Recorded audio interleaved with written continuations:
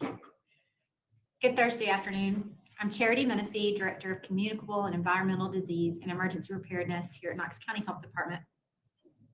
Our moment of gratitude today is in recognition of Black History Month. We encourage everyone to take time to reflect and celebrate the heritage and achievements of African Americans throughout history, or our history. During the course of this pandemic, we value the relationships formed with organizations in Knox County, such as the Faith Leaders Group, CAC, and others who are committed to providing vaccine education, outreach, and access to our minority communities. So thank you very much. For our Kchd vaccination update, we continue to vaccinate those in the first priority groups, including healthcare workers, first responders, and those 70 and older. For a full list of who qualifies, you can scroll down on our vaccine information page to see a list of all the phases as outlined by the state.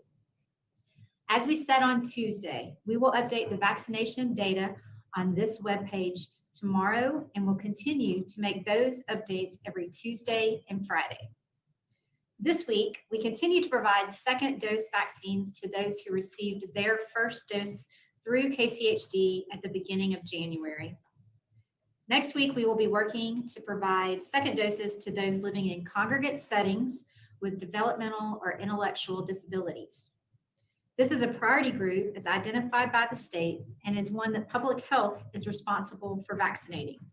It requires our team to go out to each congregate setting to provide those immunizations. Because it takes more time and resources for our team to vaccinate this group, we will likely have a lower increase next week for our vaccines administered internally. We will offer additional vaccination opportunities as our resources allow, and will make them available to eligible groups as soon as they are available. That said, through the community-wide partnerships that have been established, there will be opportunities for eligible people to receive their first doses through other organizations in our community next week. We are encouraged that more opportunities outside of public health are coming on board to provide vaccination. So be on the lookout for those appointments from some of our community partners coming soon when they make that information available. As we continue to say, the demand for this vaccine continues to greatly outpace the supply. We continue to work with partner agencies in the community to increase access and distribution points for folks to receive the vaccine. It will take more than just us and the hospitals to reach the majority of our community, and we are thankful to the groups that we are working with alongside who are making vaccinations plans to begin this process. Additionally, as we mentioned earlier this week, we continue to coordinate with the hospitals and other partners to share vaccines that are allocated to the county for them to be able to distribute. Before we move into the local situation, I want to recognize the community efforts to push this vaccine out in our community as quickly as possible. This week, we reached an important milestone. Vaccinations in Knox County have surpassed the total number of COVID-19 cases. More than 45,000 vaccinations, including first doses and second doses, have been administered in less than 2 months. This would not be possible without the strong partnerships between public health, our regional hospital systems, and other healthcare providers. We look forward to the near future when the number of individuals vaccinated will surpass the total number of cases. And hopefully, we will be recognizing that milestone in the coming weeks. There's still a long way to go, we know that, but it's important that we as a community celebrate these promising steps. Every dose given is a fight against COVID-19, and we will continue to work alongside our partners to provide this much desired protection as quickly as supply and resources allow. Now, moving into the local COVID-19 situation. We have 100 new confirmed cases since yesterday's report. 2,302 are active cases. 78 Knox County residents are currently hospitalized. And sadly, we have 2 additional deaths to report today, raising our total to 490. And now we'll turn towards the benchmarks. All of this data that we are going to talk about is on our website. You can find it at covid.knoxcountytn.gov/data. case-count. Moving to the first benchmark, sustained or reduced stability in new cases for 14 days. I'm sorry, we're going to pull it up one more time. You ready? Can I go? You can keep reading. I can We'll keep pull reading. it up as you keep reading. Okay, cool. Let's see. So the first benchmark, sustained a reduction in stability in new cases for 14 days. Over this time period, we saw daily new cases drop to approximately 139 cases per day, down from the previous reporting period, which was around 180. As encouraging as these numbers are, the new cases per 100,000 and the percent positive is still higher than what we would like to see. We will review these figures in just a few minutes under our supplemental data. Once again, we want to caution folks against accepting a high level of cases as normal. Even though these are lower than they have been in recent weeks, an average of 100 plus cases per day is still greater than where we would like our community to be. Because of this, we are representing this benchmark as yellow. Our second benchmark, community-wide sustained and increased diagnostic testing with consistent or decreased test resulting reporting turnaround time. Regarding testing, we have continued to see a decrease in our community. That's also a trend that we are seeing here as well at Kchd. As we stated last week, we are hopeful that this is an indication of a lower burden of disease across the community, but we will continue to keep a close eye on it. We continue to urge anyone who has symptoms or has been exposed to COVID-19 to please get tested. Regarding lab turnaround time, this number continues to be consistent at less than 2 days for the community, which is very good. And because of the lower testing numbers coupled with a shorter lab turnaround time, we are representing this benchmark as a cautious yellow. Our third benchmark, sustained or increased public health capability. We are continuing to restructure this benchmark to better reflect what our public health capability looks like now. As the bulk of the response activities have shifted from case investigations and contact tracing to vaccine distribution, we are evaluating how we can best represent our capacity. While we restructured this benchmark, we are not assigning a traffic light color for this week. We do hope to have an update next week on how this benchmark will be represented moving forward. Our fourth benchmark, healthcare system capabilities remain within current and forecasted surge capacity. During this time period, we have continued to see hospitalization numbers decrease. This is encouraging and something that we hope to continue to see. It's important to note that we are still sitting at a high volume of COVID cases in our hospitals though. It's just not as high as it was several weeks ago.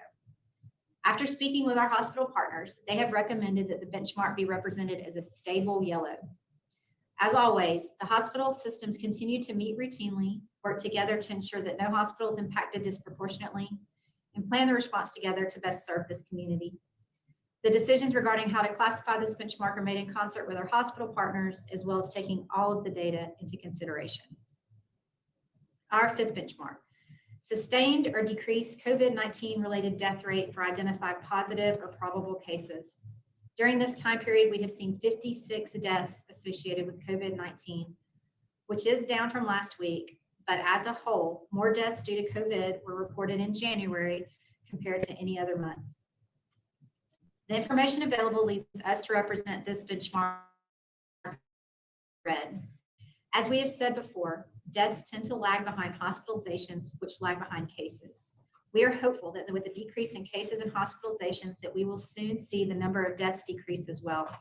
But this will require everyone to continue practicing the 5 core actions, regardless of vaccination status, to ensure that we don't experience another surge in our community. Under the supplemental data section, the first chart shows new daily COVID cases per 100,000 population. As of Wednesday, our 14-day trend line shows 29 new cases per 100,000, and our 7-day trend line shows 27 new cases per 100,000, which is down from last week, but is still above the threshold identified by the Board of Health. The second chart shows the percent positive for COVID-19. This data is received from the Tennessee Department of Health. The 7-day average for percent positive in Knox County is 13.73%, which is down from last week as well, but above the recession barriers, again, as identified by the Board of Health. And now I'll open it up for questions. All right, you can input your questions into the chat feature, and just want to say briefly, we apologize. We're having some technical issues with spotlighting our interpreter today, so we want to apologize for that, and we will work to resolve that for briefings going forward. The first question we have is from Cole with WBIR. Who are some of the community partners people should look to for vaccine appointments next week? You know, out of respect for them, Cole, we're going to wait and let them announce their events, and I'm sure they'll do it through you guys and all their platforms as well, social media.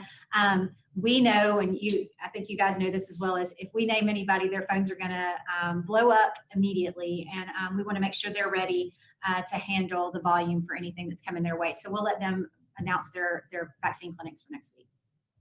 From Jeff with WATE, is KCHD planning to use an old Food City building as a mass vaccination site? That's what we're looking to do. We're hoping to do.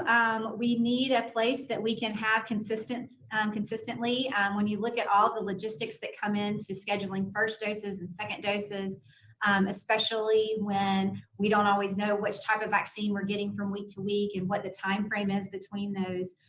We feel it's very important to have a dedicated place that is accessible to everyone, that we can use moving forward. So we're hoping that will work out and we'll be able to be in there in the future.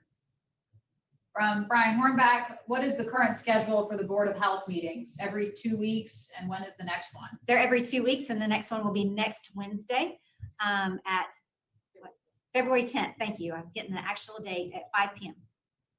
From David with WVLT, can we please get an update on the sign-up waiting system? Yep. We are still working through that process, and we'll put our word when it's up and ready to go as soon as possible. Just want everybody to know that it's not just a waiting system. It's not just a wait list. It's actually a pretty comprehensive system. And so with that, we need to have time to implement it and test it a little bit, but we think that it'll be really good for everybody. If it was just a straight wait list, then we probably could get it going. But we're looking towards being able to have a lot of those processes automated, so we're not having to make calls back or make calls to schedule thousands of appointments for people that are on the wait list. That takes a lot of resources out of our operations to do that. So as soon as we can get an update out, we will, but we're just not quite there yet with implementation. From Allie with KnoxNews, the Biden administration has said it isn't holding back doses for second shots, but it is allowing health departments to make that decision for themselves. Will the Tennessee Department of Health be making that decision, or will KCHD get a say in how it distributes doses? You know, we always try to align with what Tennessee Department of Health is doing. That alleviates confusion with people that are in our surrounding communities. And at this time, we are still getting allocations based on first and second dose. And then her secondary question was, will KCHD hold back doses for second shots or use them up as they're available? Again, we'll do what Tennessee Department of Health recommends and advises us to do. And at this time, again, we're still getting first and second doses. So what their plans are, you'd have to ask them. From Brian Hornback, with the 60-day beer license suspension and $7,000 fine of an establishment for continually violating the curfew in Knoxville, is this a reassuring action for KCHD? In other words, you are not beating your head on the wall. You know, we are always encouraged by people that are working toward ensuring that the health regulations are followed and the 5 core actions are followed, and we those are there for a reason, and that's to help protect the community. And so we want to make sure that everyone's doing that, and look forward to finding out where we end up with any other actions moving forward. I will say that most of the businesses are doing a great job, and we appreciate that, and we're grateful for that, and hope that we continue to move down that path so we see positive impact here in the community. From Cole with WBIR, do you feel like Knox County has fewer vaccine doses per capita available to the general public than other counties because of the high number of healthcare workers in our area? With that, yeah, Can you read that one more time? Sorry. Do you feel like Knox County has fewer vaccine doses per capita available to the general public Got you. than other Okay. counties because of the high number of healthcare workers? It's actually distributed by population overall. And then they look at some things like social vulnerability index and that kind of thing to add some doses outside of the actual population allotments. Healthcare workers go into that general population. So it's not really impacted that from that way that I think you were asking about it. But again, we're always happy to see the high number of folks that are wanting the vaccine. From Cole with WBIR, it says he has some process questions about how vaccine distribution works. Oh, okay. Does KCHD direct which organizations, hospitals, urgent care clinics, et cetera, get vaccine in our community? All right, I'm going to give it a stab, and Dr. B's in the room if need be. So the allocation comes, we get a county-wide allocation, and then our team, Dr. Buchanan and others from our team, talk with all of our providers that are able to distribute, that have been approved to distribute vaccine to get what they're planning to do in the coming weeks. We work as a group to make those allocations together. The state's deciding how much we get coming into the community. And then the state also decides who gets activated at this point. So who we are able to bring on board to expand our groups. So all of that, basically there's a lot of conversations that are happening and a lot of information that's being gathered to decide how many an organization can get, and then how to fairly allocate that throughout the community. That does not include the long-term care piece. That's a separate federal allocation, but for everybody else vaccinating, it's a group decision. Nicole, I think that answered both components of that question that you had there, but if it didn't, feel free to type something back in. Also from Cole with WBIR, he says another process question. Right now, is it your understanding that TDH is directing vaccine to KCHD, to hospitals, and to long-term care facilities in Knox County? Is there any organization I'm missing that gets vaccine allocations from TDH? This is also confusing. So it kind of goes a lot of different ways. So long-term care gets it directly. That's through their federal partnership to them outside of the allocation. So the other piece that I talked about, some of those, if they've been activated from the state, they get it directly through from Tennessee Department of Health to that organization. But again, those numbers are based on the numbers we provide feedback to for them on how much to allocate based on the communications that are happening during the week. Other vaccine comes to us, and then we will occasionally work with a partner where we send vaccine management teams with the vaccine to the partner organization for them to actually put the shots in arms. From Jeff with WATE, any new vaccine appointments coming this weekend? If not, what's happened to this week's allocation compared to last week when we got a heads up Thursday about signups on Friday? Yeah, so we aren't at this point opening up new vaccines because our focus, like we said in the opening, was second dose vaccines this week, and then also second dose vaccines for our disabled and intellectually delayed, intellectually disabled, sorry about that, community. We're going back and doing the second round of vaccines for them. And that takes more resources because it's going to several different locations. And so that's our focus. But like we said in the opening, there will be some first dose vaccine opportunities through some of our partners, and they'll be announcing those soon.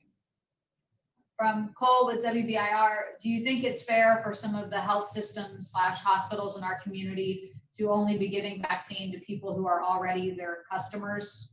And a follow-up was, does that make it more difficult for KCHE to ensure equitable vaccine distribution in our community? No, within our community, they're actually, they're opening it up to folks throughout the priority groups. We've been working very closely with them on that. Their clientele. Any further questions, please go ahead and submit them now. From Claire with WUOT, how many total providers are currently approved to distribute vaccines in the county? I do not have that number in my head. We could get it back to you. Yeah. From Cole with WBIR, who wants to go back to the waitlist question. Do you know if people will be able to see where they are on the waitlist when it goes online? Don't know at this point in time. So once we get it rolling out, we'll be able to answer those questions better. Also from Cole with WBIR, if you have recovered from COVID-19, how long are you supposed to wait to get vaccinated and why? That guidance is a little bit of a gray area guidance as well. So you need to be recovered, meaning that you cannot be actively ill anymore out of your isolation period. That's the hard and fast line. There are recommendations to wait about 90 days. And if you get it earlier than that, you can, but you need to know that you're probably going to have a little bit of a doozy of an immune response to that. And so keep that in mind as well. But those are kind of the parameters right now. I'm getting a note from Dr. B, so I want to make sure that I answer what she's wanting me to add. We also always say talk to your doctor. You have a decreased risk of reinfection within 90 days, which is why the recommendation is to continue wait that 90-day window. Thank you, Dr. Buchanan. And then the reminder I got was also to always make sure you talk with your provider before you move forward if you're concerned. From Jeff with WATE, what sort of screening process was put in place for those partner organizations? Broadly, who are they? Churches, schools? Mostly right now it's healthcare providers. Can't go into a lot of detail, but there's an application process through the federal government and the state, and then they are vetting and doing all the work to make sure they can store the vaccine properly and all the things that go with that. And then they make their approvals, and then they're at this point still telling us who they've activated that can receive vaccine. So probably some good questions for the state if you want to get more detail there. From Cole with WBIR, has KCHD ever had to throw away unused vaccine? I'm not aware of any of it not being used. There have been, I think, a couple of instances where, that there's an issue with the syringe or something like that that happens, but not any unused. We weren't able to get an individual in front of us give the vaccine at this time. Any further questions? Please go ahead and submit them now.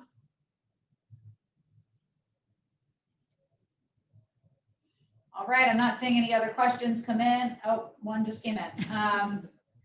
From Claire with WOT, are you still having an issue with people not showing up to appointments? I think that still is happening a little bit, but I don't know what the rate is at this point. We could get some information from our vaccine team and follow up. But I will use that point. Thank you for asking that question, Claire, to tell folks that it is imperative that you do show up for the appointment that you've received, or if you've gotten vaccine from somebody else before your appointment happens, to please let us know so then we can fill that slot, because we really, the end of the day haul to get those final doses completed is challenging, and so we want to make sure that all the appointments are utilized. I think Dr. Buchanan wants to say something. Sure, and if you do need to call and cancel, you can call the 215-5555 number. But we prefer that the individual canceling the appointment call and not have someone else call for them unless they can't call. Yeah. And then another question from Claire with WOT. You said last Thursday a wait list would roll out this week. Is that no longer the case? And can you provide a new timeline? I don't have a new timeline. We're still every day, IT and our team, it's a huge amount of work and they're working diligently towards it, but I don't have the new timeline, but we're trying our best to get it out as soon as possible. All right, last call. Any further questions? All right, I'm not seeing any others come in, so thank you all for your time, and we'll be back with you for our media briefing on Tuesday of next week. Have a good and safe weekend.